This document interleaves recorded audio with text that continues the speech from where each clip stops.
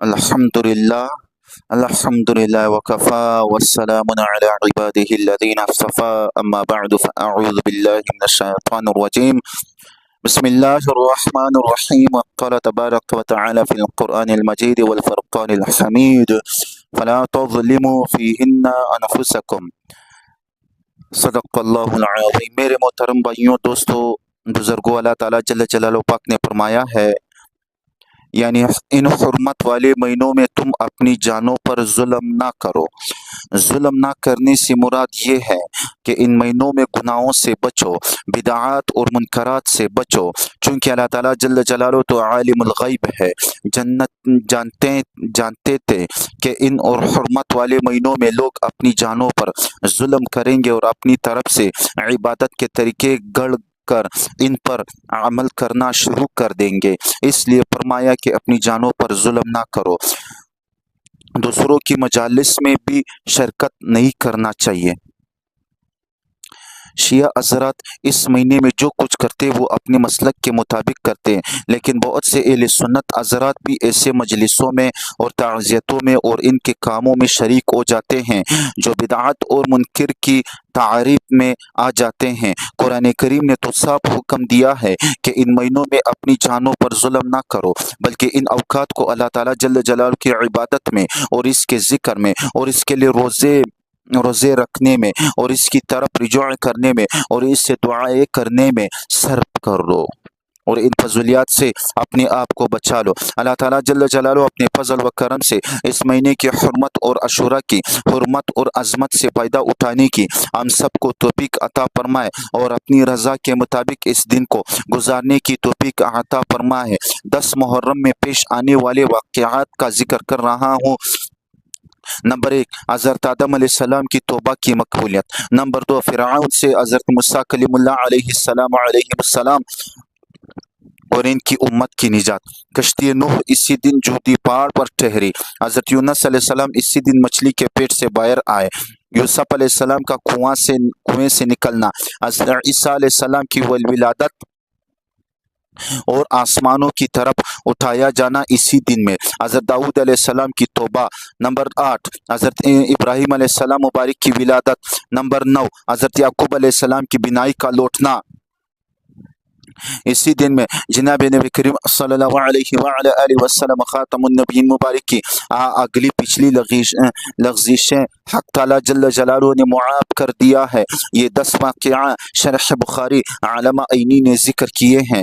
اس کے علاوہ بعض کتب میں اور بڑے واقعات کو شمار کیا ہے اور جو عاشوراء کے دن ہوئے چند یہ ہیں۔ نمبر 1، حضرت آدم علیہ السلام مبارک کا نبوت کے لیے منتخب ہونا۔ حضرت ادریس علیہ السلام کا آسمانوں کی طرف اٹھایا جانا۔ حق تعالیٰ جل جلالہ کا حضرت ابراہیم علیہ السلام کو خلیل بنانا۔ حضور اکرم صلی اللہ علیہ وآلہ وسلم خاتم النبیین مبارک کا حضرت خدیجہ الکبریٰ رضی اللہ تعالیٰ عنہا سے نکاح بھی اسی دن ہوا۔ اسی دن قیامت ہوگی۔ اس دن میں سیدنا حضرت امام حسین رضی اللہ تعالیٰ عنہ مبارک کی شہادت کا واقعہ پیش آیا۔ محرم میں شادی۔ کسی بھائی نے سوال کیا ہے، محرم میں شادی کرنا جائز ہے یا ناجائز ہے؟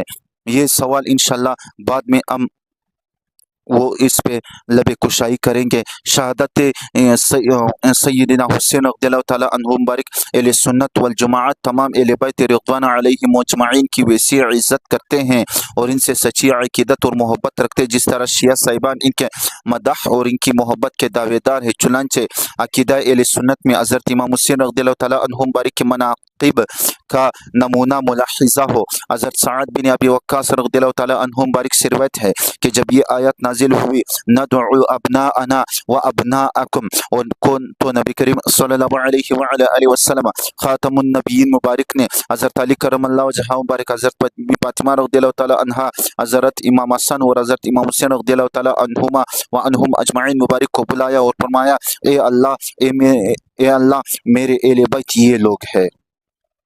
حضرت انس رضی اللہ تعالیٰ عنہ مبارک سے روایت ہے کہ حضرت حسن بن علی رضی اللہ تعالیٰ عنہما سے بڑھ کر کوئی شخص زیادہ نبی اکرم صلی اللہ علیہ وعلی آلہ وسلم خاتم النبیین مبارک کے مشابہ نہیں تھا، اور حضرت امام حسین رضی اللہ تعالیٰ عنہ کے متعلق بھی فرمایا کہ وہ سب سے زیادہ بڑھ کر نبی کریم صلی اللہ علیہ وعلی آلہ وسلم خاتم النبیین مبارک کے مشابہ تھے۔ بخاری شریف کا حوالہ دے رہا ہوں۔ حضرت زید ابن ارقم رضی اللہ تعالیٰ عنہ مبارک سے روایت ہے کہ نبی کریم صلی اللہ علیہ وعلی آلہ وسلم خاتم النبیین مبارک نے فرمایا، جو شخص علی اور فاطمہ اور حسن اور حسین سے لڑے گا میری ان سے لڑائی ہے، اور جو ان سے صلح کرے گا میری اس سے صلح ہے۔ یہ مناقب ہشتے نمونہ از خوروار رے کی حیثیت رکھتے ہیں، اگر سب جمع کیے جائیں تو ایک ذہنی کتاب مرتب ہو سکتی ہے۔ جس طرح ان مناقب سے اہل سنت والجماعت اتفاق رکھتے، اسی طرح اس اندازہ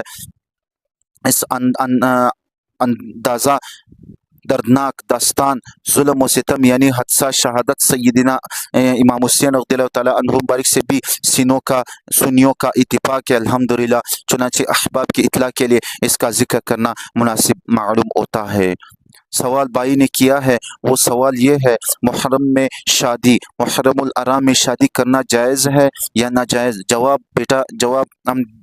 ہم دیتے ہیں، جواب یہ ہے ناجائز ہونے کی کوئی وجہ نہیں ہے، ناجائز ہونے کی کوئی وجہ نہیں۔ دوسرا سوال بھائی نے کیا ہے، کچھ لوگ کہتے ہیں کہ یکم محرم الحرام سے 10 محرم الحرام تک اپنی بیوی کے پاس جانا یعنی ہم بستری کرنا جائز نہیں ہے، اس کی بھی شرعی دلیل نہیں ہے۔ سوال ہے، محرم و سفر و شعبان میں چونکہ شہادت حسین رضی اللہ تعالیٰ عنہ مبارک اور اس کے علاوہ بڑے سانحات ہوئے، ان مہینوں کے اندر شادی کرنا نامناسب ہے، اس لیے کہ شادی ایک خوشی کا سبب ہے اور ان سانحات کا غم تمام مسلمانوں کے دلوں میں ہوتا ہے، اور مشاہدات سے ثابت ہے کہ ان مہینوں میں کی جانے والی شادیاں کسی نہ کسی سبب سے رنج و غم کا باعث بن جاتی۔ اس میں کسی عقیدے کا کیا سوال ہے؟ جواب دے رہا ہے، ان مہینوں میں شادی نہ کرنا اس عقیدے پر مبنی ہے کہ یہ مہینے منحوس ہے۔ اسلام اس نظریے کا قائل نہیں ہے۔ محرم میں حضرت امام حسین رضی اللہ تعالیٰ عنہ مبارک کی شہادت بھی، مگر اس سے یہ لازم نہیں آتا کہ اس مہینے میں عقد نکاح ممنوع ہوگا، ورنہ ہر مہینے میں کسی نہ کسی شخصیت کا وصال ہوا ہے جو حضرت امام حسین رضی اللہ تعالیٰ عنہ مبارک سے بھی بزرگ تر تھے۔ اس سے یہ لازم آئے گا کہ سال کے 12 مہینوں میں کسی میں بھی نکاح نہ کیا جائے، پھر شہادت کے مہینے کو سوگ اور نحوست کا مہینہ سمجھنا بھی غلط ہے۔ جی الحمدللہ ثم الحمدللہ، ہمارے اور آپ کے آج کا جو بیان تھا وہ اختتام پذیر پہ پہنچ گیا ہے۔ وآخر دعوانا ان الحمدللہ رب العالمین۔